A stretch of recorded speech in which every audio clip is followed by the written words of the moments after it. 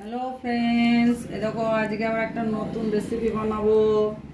দেখে নাও, ভাপা ইলিশ। এই দেখো ইলিশ মাছ নিয়ে রেখেছি নুন হলুদ মাখিয়ে। এই দেখো এগুলো সব রেখেছি। এই দেখো ভাপা ইলিশের জন্য সাদা সর্ষে নিয়েছি, পোস্ত নিয়েছি, কাঁচা লঙ্কা নিলাম। এটা পিষে রেখে দেবো, পিষবো, তারপরে এটাকে মিক্স করবো। কীভাবে করছি তোমাকে দেখাবো, ঠিক আছে? তোমাদেরকে দেখাবো। দেখো সব কেটে নিয়েছি, এবার লবণ দিয়ে এটাকে মাখিয়ে দেবো ভালো করে।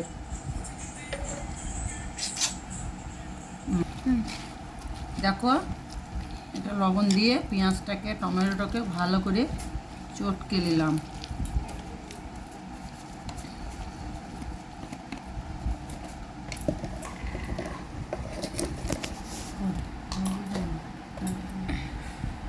অল্প একটু হলুদ দিলাম, বেশি হলুদ দেবো না, ঠিক আছে? এটা চটকে নেওয়ার পরে এই যে মশলাটা পিষে রেখেছি এটা দেবো। দেখো মশলাটা অল্প একটু এর সঙ্গে মিক্স করে নিলাম।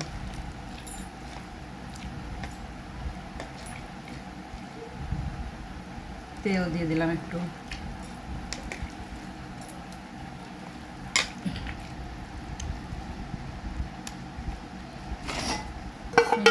এইটাতে বানাবো, এটাতে অল্প একটু তেল দিয়ে দিলাম। এবার এর উপরে অল্প একটু এইরকম তলাতে এরকম দেবে। এই যে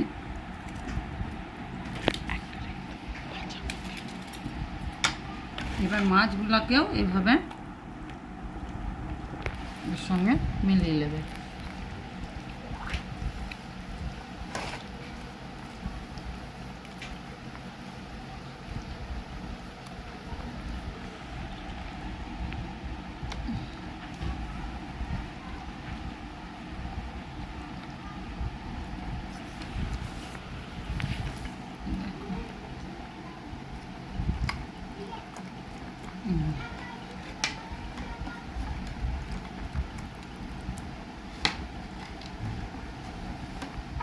এবারে এই যে বাদ বাকি সর্ষে পোস্ত বাটাটা আছে এর উপরে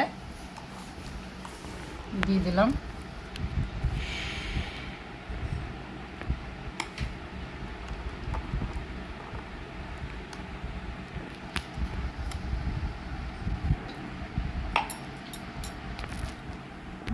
এটা হয়ে যাওয়ার পরে এই যে ধনে পাতা, এর মধ্যে ধনে পাতাগুলো দিয়ে দেবে।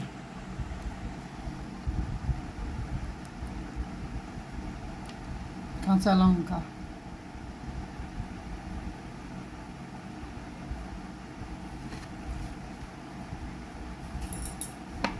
উপরে খানিক আর একটু সর্ষের তেল ছড়িয়ে দেবো। বেশি সর্ষের তেল দেওয়া হবে না, অল্পই দিলাম। ব্যাস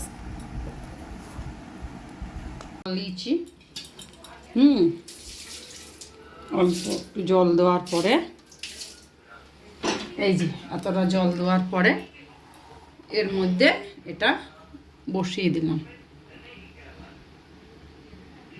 এটা ভাপা ইলিশ, সর্ষে পোস্ত ভাপা ইলিশ।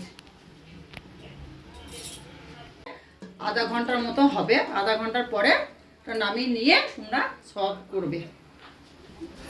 পোস্ত ভাপা ইলিশ আমাদের বানানো হয়ে গেছে। হ্যাঁ, এবার আমরা খেয়ে দেখব কেমন বটে খেতে। হ্যাঁ, এই দেখো, ভালো লাগলে লাইক দিও, সাবস্ক্রাইব করো। ঠিক আছে, বাই বাই।